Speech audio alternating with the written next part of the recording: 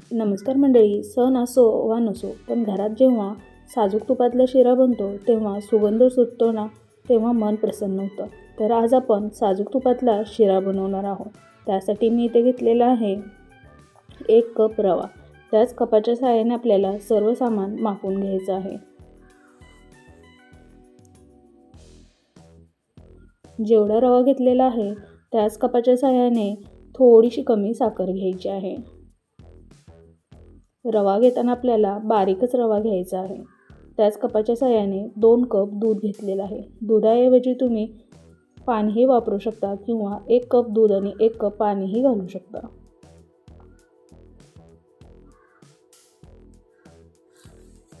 इथे मी ड्रायफ्रूट्समध्ये फक्त बदाम आणि काजू घेतलेले आहेत आणि त्याचे काप करून घेतलेले आहे. त्याचबरोबर थोडीशी वेलची पूडही घेतलेली आहे आणि अर्धा कप तूप घेतलेलं आहे. तूप आपण आता कढईमध्ये घालून थोडंसं वितळवून घेऊया. तूप वितळले की त्यामध्ये घालायचा आहे रवा. रवा आपल्याला छान लालसर होईपर्यंत भाजून घ्यायचा आहे.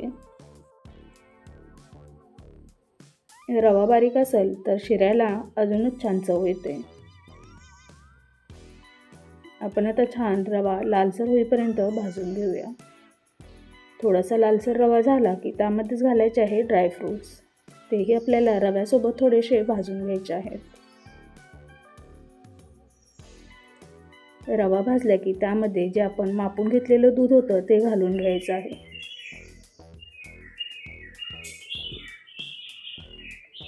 मिक्स करून आपण त्याला थोडंसं दूध आटलं की थोडा वेळ रवा फुलण्यासाठी झाकून ठेवायचा आहे. त्यामुळे रवा छान फुलतो. आता आपण थोडा वेळ त्याला झाकून ठेवूया. 2 ते 3 मिनिटे झाकून ठेवायचं आहे, बारीकच गॅस करून. पाहू शकता दूधही छान आटलेलं आहे आणि रवाही छान फुललेला आहे. थोडंसं मिक्स करून घेऊया आणि त्यानंतर त्यामध्ये घालायची आहे मापून घेतलेली साखर. साखरही आपल्याला त्यामध्ये छान मिक्स करून घ्यायची आहे.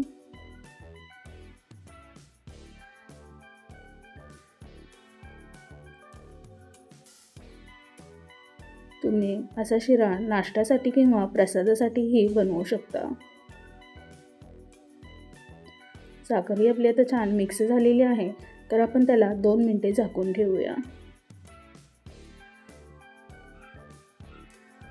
तसा आपला आता शिरा तयारच आहे.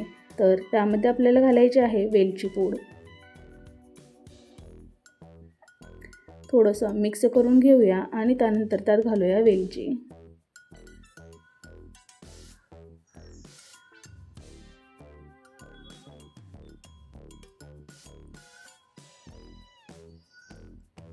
आता एकदम मिक्स करून घ्यायचं आहे आणि गॅस बंद करायचा आहे. पाहू शकता किती छान मोकळा असा शिरा तयार झालेला आहे, अगदी सोप्या पद्धतीने. तुम्हाला माझी जर रेसिपी आवडली असेल तर लाईक करा, शेअर करा आणि कमेंटमध्ये नक्की सांगा. सबस्क्राईब